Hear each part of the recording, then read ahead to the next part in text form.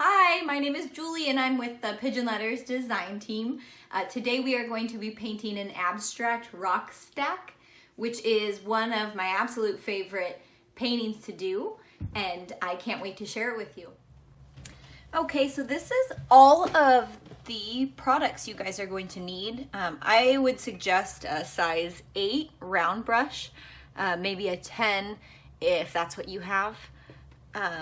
I am going to be using indigo, which is my personal favorite. You guys can feel free to change that to whatever color would suit you better. I just personally like how it looks with the gold. So I'm going to go ahead and put some of that in there. This is a gold gel pen.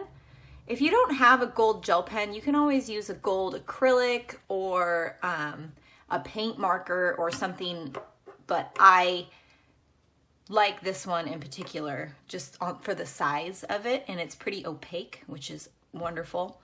8x10 piece of watercolor paper, clean water, dirty cup, that's fine. And the ruler and pencil, they're not super important, but I want to make sure that we're keeping your rocks centered. So what I would suggest is along the bottom, just find the halfway point, and then measure up probably about maybe 1.5 inches and just make a little mark for yourself. And then at the halfway point at the top, mark it at 1.5 inches. We just want to make sure that when it's done, you haven't gone completely off-centered and crazy. So first thing you're gonna do is our bottom rock. We're gonna go full saturation for this one. So go ahead and dip your brush in some water, mix it in with the indigo, and we're gonna go biggest to smallest, okay? And the shapes aren't gonna be super specific. I want you to be able to kind of have a little artistic liberty with this. What I like to do first is the general shape that I'm working with, and then I get more water and just kind of bring it in there. The more texture that you can get in this, I feel like the better it looks. Since I just put the watercolor in the pan, it's not dried out, it's going to be a little bit more saturated than normal. If you're using a pan watercolor, that's also fine. I just am obsessed with this one in particular.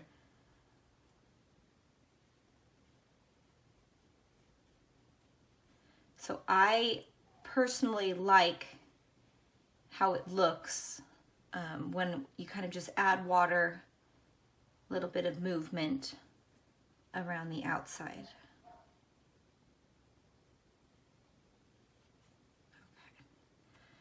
If you want, you can take your paper and move it around a little bit. All right, so our next rock is going to go above it, a little bit smaller, maybe a little bit taller than this one, and we're going to use just water. So you're going to start with the top of the rock. I prefer most of it to be filled in so that when the blue bleeds over, it kind of has a little bit more space to do its thing.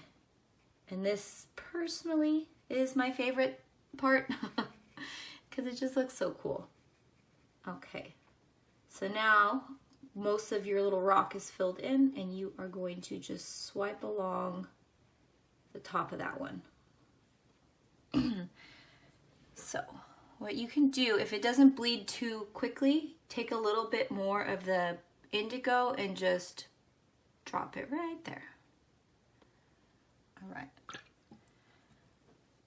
What you can do too is take a clean but mostly a wiped off brush and just kind of drag it along the outside, and it will help the general direction of where you want your paint to go.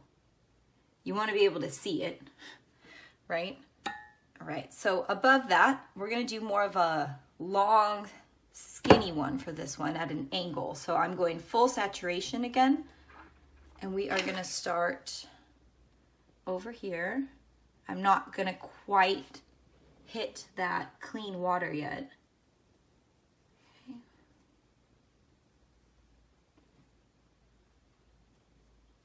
And you can't really go wrong with your shapes on this one, I don't think. I spilled a little over there, but I will show you guys how to fix that later. All right, so we're gonna go like this.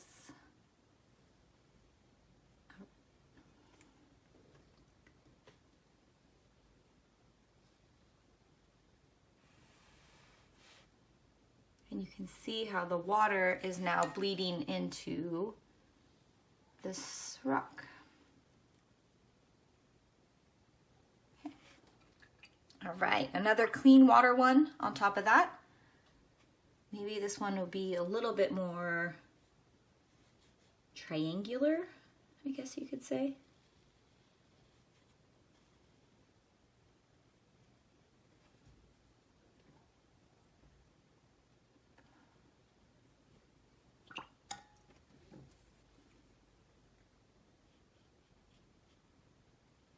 Okay, same thing with this one. Take just like a tiny bit of the blue and you can work it along the outline of it just to give it a little bit more definition. I'll add a little more to this sky too.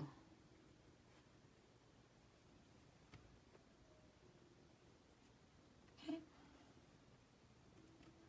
All right, we're gonna go back on top over here. This one, I think we're gonna work at this angle. And this, again, is a full saturation one. So start with the top, sort of work your way down. When you're doing the full saturation, you want to make sure you're still keeping it pretty wet. That is what is going to let the water work through all your little rocks here. Okay, so let's...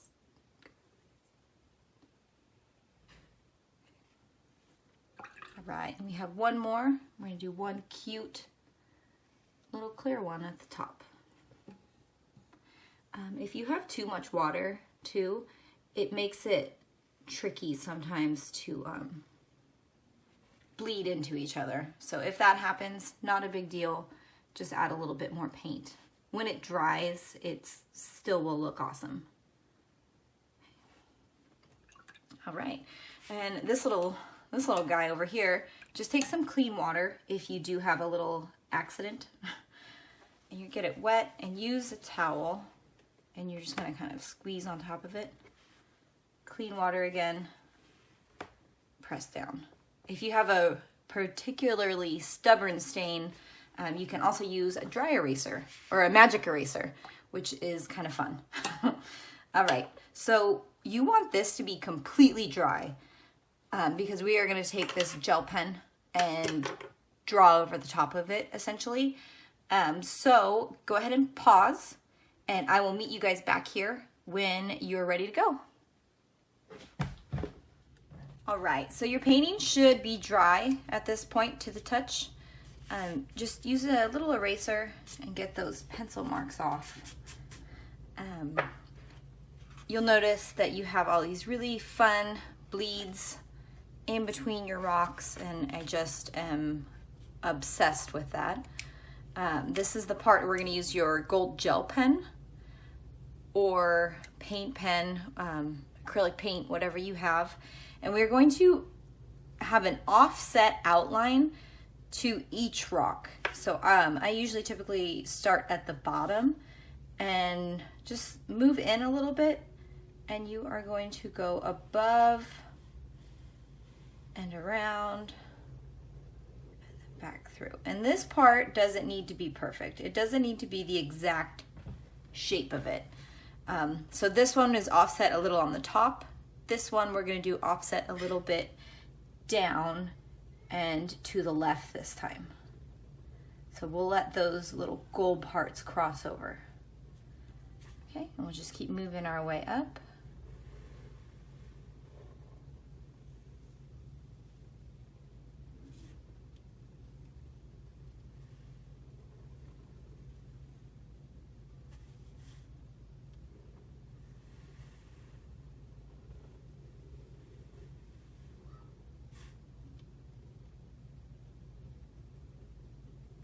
All right, and that's it.